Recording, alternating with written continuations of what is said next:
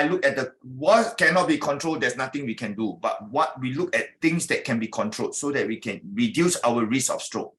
Sesuatu yang tidak bisa kita kontrol, ya sudah, gimana lagi. Tapi yang sesuatu yang bisa kontrol, ini yang penting bagi kita. One, medical conditions. Kondisi medis. Okay. Number two is the lifestyle. Dua adalah gaya hidup kita. What are the medical conditions? High blood pressure. Kondisi medis apa? Seperti tekanan darah tinggi. Okay, let me briefly tell you. High blood pressure, you may not have symptoms, you may have symptoms. You need to check your blood pressure yourself. Jadi tekanan darah ini tidak ada gejalanya atau bahkan ada gejalanya, tapi yang pasti kita harus cek. If you have high blood pressure, please take care of yourself. Take your blood pressure medicine. All right? Jadi kalau kita ada tekanan darah tinggi, kita harus cepat-cepat minum obat dan terus kontrol tekanan darah kita. Okay, one more detail, also part 2 next time. Okay? Jadi kalau mau detailnya, ikuti nanti di part 2 sama Dr. Tang selanjutnya, katanya gitu. Okay, number 2, the high cholesterol. Kolesterol yang high tinggi. cholesterol tends to, let me explain to you, if you read the medical literature, high cholesterol doesn't really increase the stroke a lot more than people with high blood pressure, smoking, and diabetes. Ya, sebenarnya orang dengan kolesterol tinggi ini kalau kita baca di banyak jurnal menyebabkan stroke ini tidak lebih tinggi dari kalau kita punya darah tinggi. Jadi faktornya sebenarnya lebih rendah. But people with high cholesterol, with diabetes or smoking, we tend to tell them to control their cholesterol higher because better, so that it may affect the blood vessels more. So that's why in a normal person, high cholesterol is slight increase only of risk of stroke. It's more of the heart than the brain. Reasons nobody really knows why. Nah, ini penting sekali ya, karena jadi kondisi kolesterol tinggi ini untuk beberapa orang, misalnya merokok atau diabetesnya tinggi itu malah sebenarnya jangan terlalu rendah kolesterolnya, karena ada hubungannya dengan pembuluh darah. Dan pentingnya kolesterol ini sebenarnya lebih nyerang ke jantung. Ya. Jadi diskusikan dengan dokter untuk lebih jelasnya. But if you have diabetes, you smoker, you have heart problems, then I, as a neurosurgeon, I will also recommend you control if you still have high cholesterol, you better control all these factors too. Ya, kalau kita merokok, kita punya darah tinggi, kita punya diabetes, ya kita harus kolesterol ini rendah, walaupun kolesterol ini bukan faktor penentunya. Okay. Now, diabetes is one of the worst thing to have. If you don't control well, it will affect your heart, it will affect your kidney, affect your eyes, affect your brain. Nah, ini ada kondisi yang paling berbahaya adalah diabetes ya, atau gula darah yang tinggi ya. Ini akan mempengaruhi banyak sekali dari ginjal kita, jantung kita, mata kita, bahkan otak kita. Affect almost every part of your body. Jadi mempengaruhi hal buruk ke semua tubuh organ kita. Including men, the sexual function can be affected. Nah, jadi juga untuk pria, seksualnya akan terganggu. Cannot perform. Nggak bisa perform katanya. Okay, alright. So diabetes is a very important risk factor. Have to control. Ini ada faktor terpenting yang harus kita kontrol. Okay. Next, some people may have heart problem as they grow older. Jadi ada beberapa orang yang mempunyai masalah jantung ketika mereka tambah tua. This one can cause a stroke. Alright. Ini juga bisa menyebabkan stroke. Because the blood clot in the heart can go to the brain. Karena sumbatan di jantung dia bisa ke atas ke otak.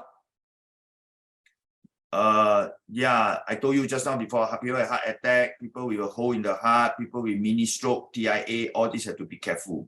Need to see. Orang-orang yang pernah kena serangan jantung, orang-orang yang punya lubang di jantungnya, atau orang-orang yang pernah kena serangan mini stroke harus hati-hati sekali. Next, some people have conditions like connective tissue disease, rheumatoid arthritis, SLE, all can increase the risk of stroke. Jadi banyak orang yang mempunyai kondisi seperti artritis, SLE, ya rheumatitis macam-macam itu mempunyai kondisi kemungkinan serangan stroke lebih tinggi. Okay, and carotid, the neck blood vessels here get blocked, the sumbat here. Nah, ini juga penting sekali ya Bapak Ibu jarang tidak perhatikan karotid kita ya, saluran di samping leher kita ini kadang-kadang kita tidak sadari bahkan sering tersumbat ini. This is especially in people who smoke a lot. Nah, ini terutama untuk orang-orang yang merokok. Okay, so those people who are listening, those who smoke, jadi you have a huge price to pay. Tolong bisa berhenti merokok karena harganya sangat mahal.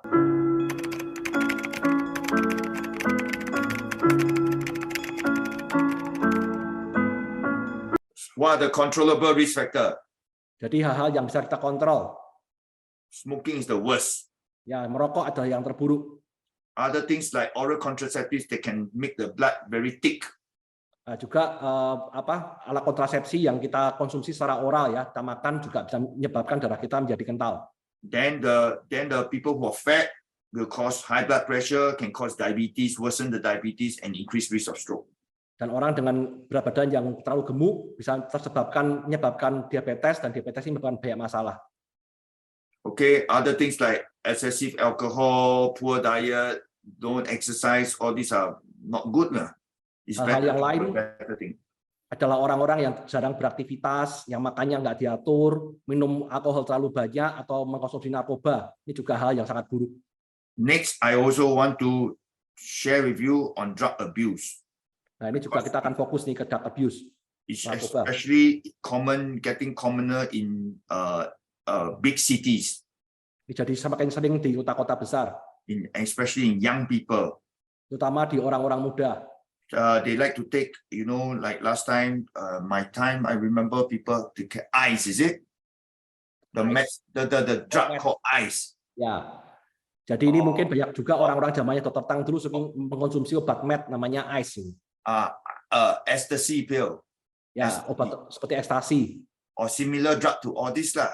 Atau yang isinya sama, gitu aja. Let me share you a story. Whenever talk about drug abuse, I can never forget this young man that I saw when I was working in UK as a neurosurgeon. Jadi ini Dr. Tang akan cerita di sini aja ya, belum pernah ceritakan sebelumnya. Ini pengalaman Dr. Tang ketika dulu di UK, di England sana, dan sedang bekerja sebagai dokter ahli bedah saraf.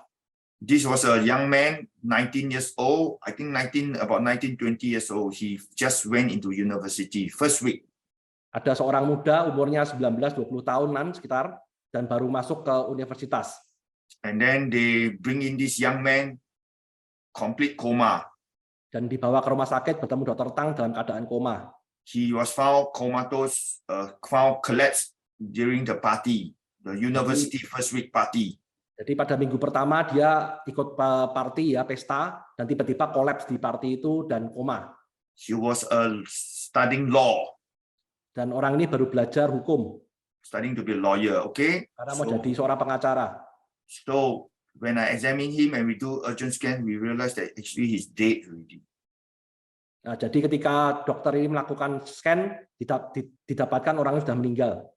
He's dead on arrival. No family members with him. Meninggal ketika datang ke rumah sakit dan nggak ada keluarga sama sekali.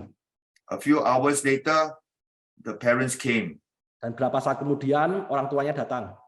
And it's very the duty to inform them and tell them what happened. And we have to. The worst is to tell them say that their son is dead. Nah, jadi ini tugas yang berat dari seorang dokter ya, harus memberitahu kabar yang buruk orang tuanya bahwa anaknya meninggal. His brain was very swollen. Dan otaknya sangat bengkak.